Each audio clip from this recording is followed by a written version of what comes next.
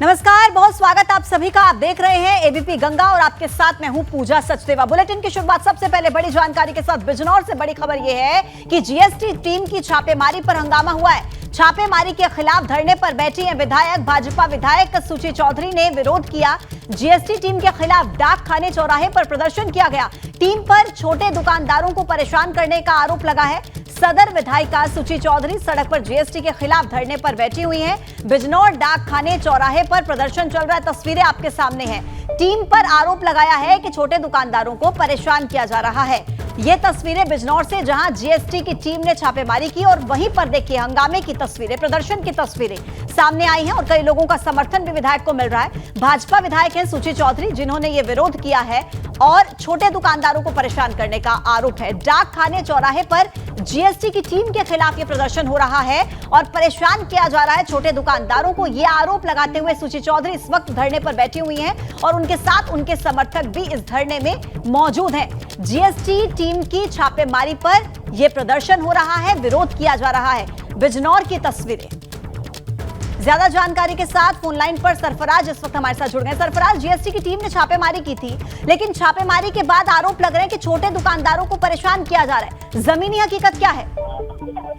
बिल्कुल सही कहा पूजा। पिछले लगभग एक हफ्ते के आसपास से जो छोटे मोटे जो दुकानदार हैं उन पर लगातार जो जीएसटी के जो कार्यकर्ता कर्मचारी हैं वो लगातार उनको परेशान कर रहे हैं। ऐसा जो व्यापारी हैं उनका कहना है। इसी बात को लेकर के वो परेशान हो गए होंगे। आए दिन उनसे रिश्वत का भी आरोप लग रहा है। लगातार जो व्यापारियों ने हमसे बताया, हमसे बात की, उनका कहना है कि लगातार उनको परेशान किया जा रहा है जो छोटे व्यापारी। इसी को लेकर के आज बिजनौर की सदर जो इलाके की दुकानें हैं वो आज उन्होंने बंद कर दी और बंद करने के बाद जो सुची चौधरी है भाजपा की विधायिका, वो भी आज सुबह से अभी तक जो है धरने पर बैठी हैं और सड़क पर बैठी हैं। इसी बात को लेकर के ये जीएसटी के जो कार्यकर्ता हैं लगातार कर्मचारी परेशान कर रहे हैं। इसी बात को लेकर वो बैठे हैं और उनके साथ जो है तमाम कार्यकर्ता और जो व्यापार संगठन के लोग हैं वो भी बैठे हुए हैं। जी पूजा। सरफराज, बहुत धन्यवाद आपका जानकारी देने के लिए। तो देखिए, व्यापारी संगठन के लोग भी धरने पर बैठे हुए हैं। आरोप लगाए जा रहे हैं कि दुकानदारों को परेशान कर रही है जीएसटी की टीम।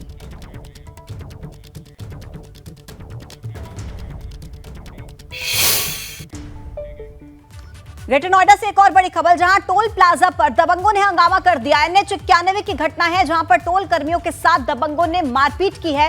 टोल मांगने पर कहा सुनी हुई और उसके बाद दबंगों ने मारपीट करनी शुरू कर दी। दबंगों की गुंडागर्दी की तस्वीरें सीसीटीवी में कैद हुई हैं। दादरी के लुहारली टोल प्लाजा का यह पूरा मामला है। तस्वीरें आप देख सकते हैं। टोल मांगा गया टोल कर्मियों द्वारा और उसके बाद दबंगों ने पहले तो उनके साथ बदतमीजी की और उसके बाद मारपीट वहां पर शुरू कर दी। देखिए, कई वाहन कतार में, लेकिन उसके बावजूद ये जो तस्वीरें हैं टोल प्लाजा की ग्रेटर नोएडा की, ये सामने आई हैं, जहां टोल कर्मियों के साथ दबंगों ने मारपीट की है, उनके साथ बदसलूकी की है।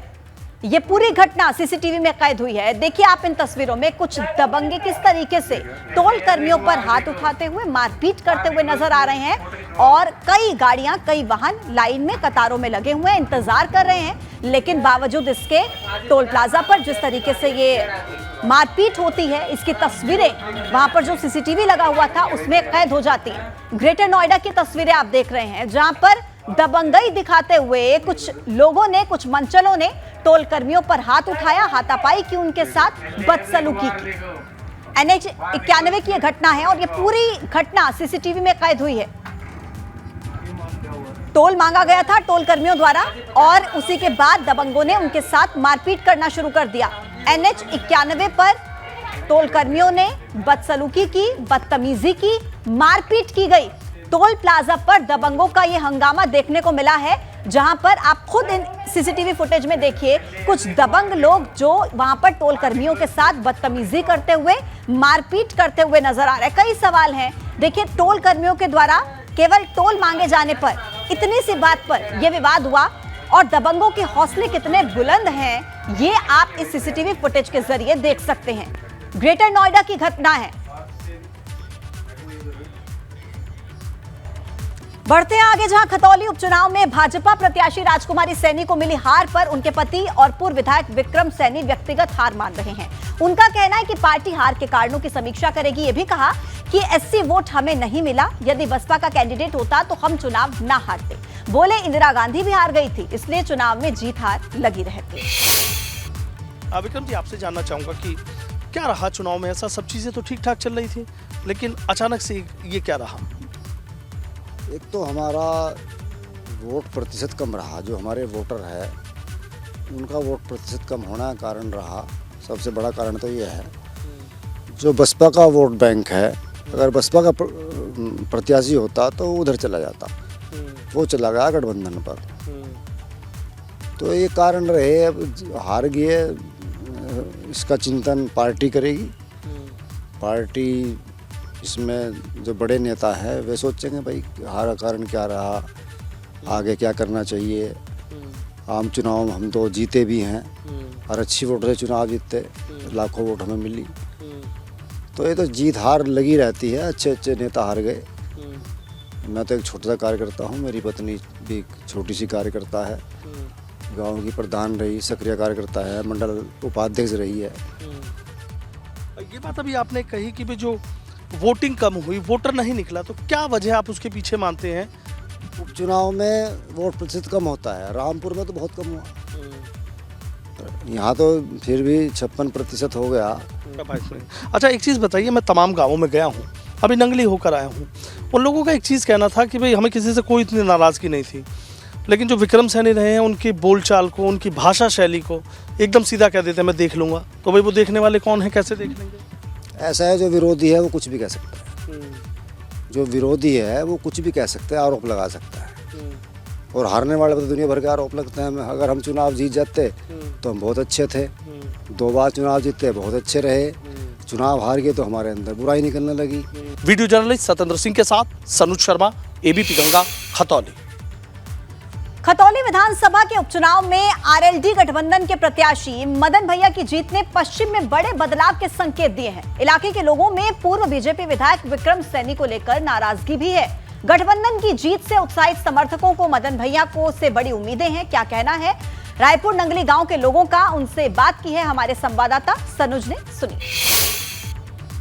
खतौली विधानसभा उपचुनाव के नतीजे वाकई चौंकाने वाले आए और जिस तरह के तमाम दावे बीजेपी की तरफ से किए जा रहे थे, उन तमाम दावों पर गठबंधन हावी रहा और यहां पर मदन भैया की नैया पार लग गई है। इस वक्त मैं खतौली विधानसभा के रायपुर नंगली गांव में हूं और रायपुर नंगली गांव के लोग यहां के जो नतीजे आए हैं उसको लेकर क्या सोचते हैं, उन्हीं से मैं बात कर लेता हूं। भाई साहब, आपसे जानना चाहूंगा कि जो यहाँ के नतीजे आए हैं वाकई चौंकाने वाले नतीजे हैं? बढ़िया, इससे भी ज़्यादा नतीजे आते हैं। यहाँ तो ये तो हमारी वोट कट गई, कुछ मोमडन की कट गई।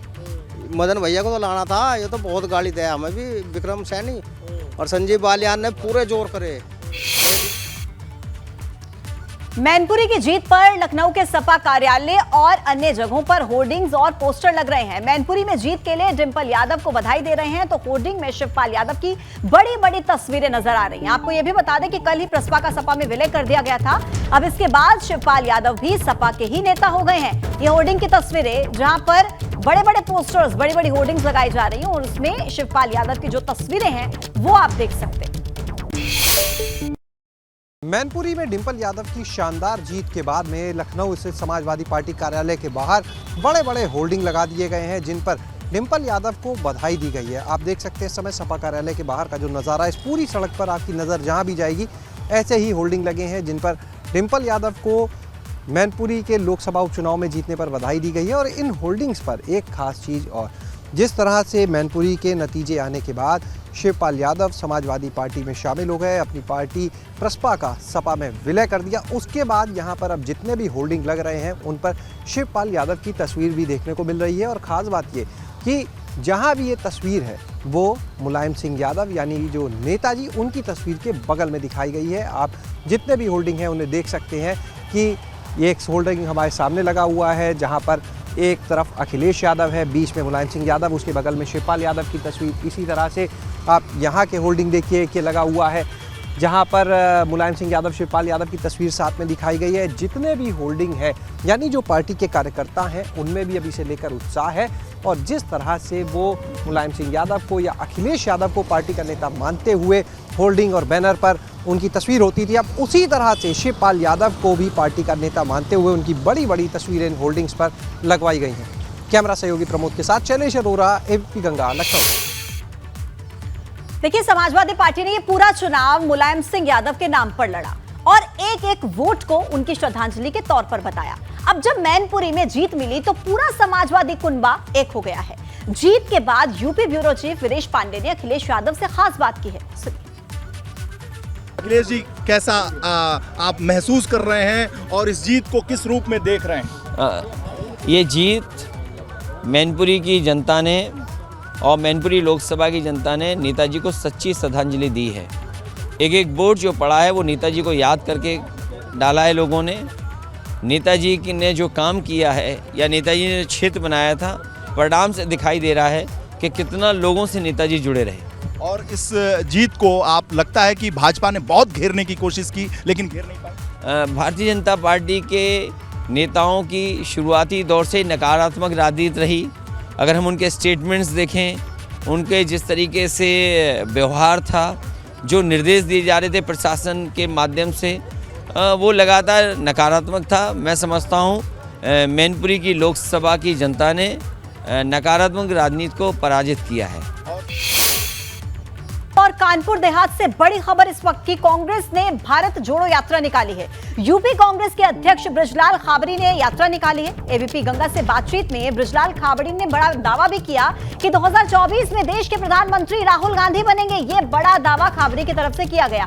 भारत जोड़ो यात्रा से भाजपा में टेंशन है। भाजपा समझ गई है कि देश से उसकी छुट्टी होने वाली है। ये बड़ा दावा खाबड़ी की तरफ से किया गया। जी हमारे साथ हैं, मुझसे बात करेंगे कि भारत जोड़ो जो यात्रा है उसको किस तरीके से वो आगे ले जाना चाह रहे हैं। बिजलाल जी, ये बताइए कि भारत जोड़ो यात्रा को आगे किस तरीके से ले जाएंगे?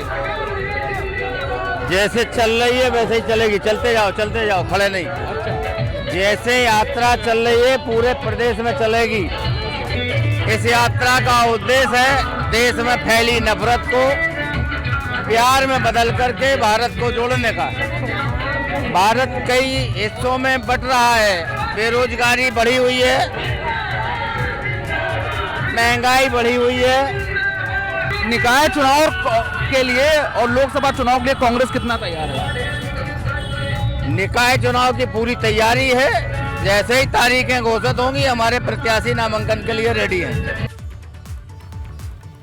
यूपी में निवेश बढ़ाने को लेकर विदेश दौरे पर मंत्री। जर्मनी में कई उद्योगपतियों से यूपी के मंत्रियों की मुलाकात हुई है। मंत्री जितिन प्रसाद और नंद गोपाल नंदी ने भी मुलाकात की है।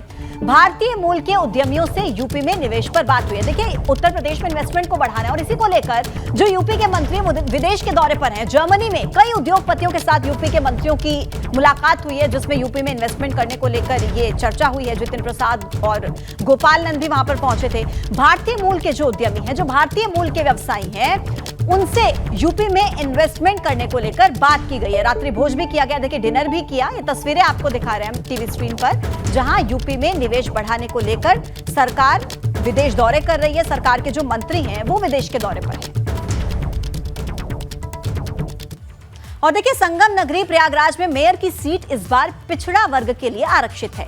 ये सीट रिजर्व होने के बाद किन्नर अखाड़े की महामंडलेश्वर और यूपी किन्नर कल्याण बोर्ड की सदस्य कौशल्यानंद गिरी और टीना मां का प्रचार चल रहा है। ढोल मजीरे की थाप पर गीत संगीत के बीच वोट मांगने का टीना मां का ये अंदाज लोगों को काफी पसंद आ रहा है।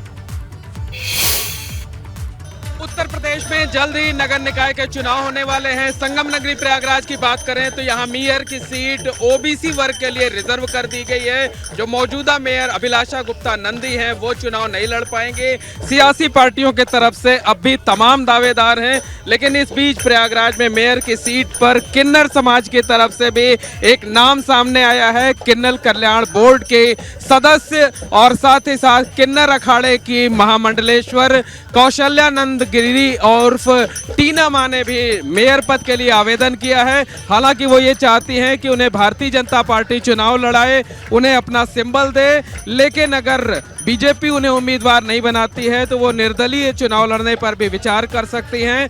और उन्होंने बाकायदा अपना प्रचार भी अभी से शुरू कर दिया है। किन्नरों की टोली के साथ वो बाकायदा प्रयागराज की सड़कों पर निकल रही हैं। बताइए, आप मेयर का चुनाव क्यों लड़ना चाहते? जी नमस्कार, जय श्री महाकाल। मेयर के चुनाव इसलिए लड़ना चाहती हूँ कि हमारे जो बीजेपी सरकार है सबका साथ सबका विकास, इसको मूल मैं यही कहना चाहती हूँ कि पहले भी हमारा इतिहास है कि किन्नर लोग बहुत सारे, आप देखिए गोरखपुर में मेयर के पद में किन्नर आशा देवी ने जीता था और एमपी में शबनम मौसी ने विधायकी की पद में जीता था। अब भारतीय जनता पार्टी से ही चुनाव क्यों लड़ना चाहते हैं? क्योंकि भारतीय जनता पार्टी का जो भाव है, जो उनका जो मुख्य संदेश है। न्यूज़ 8 में अभी के लिए फिलहाल इतना ही। तमाम बड़े अपडेट्स के लिए आप देखते रहिए एबीपी गंगा।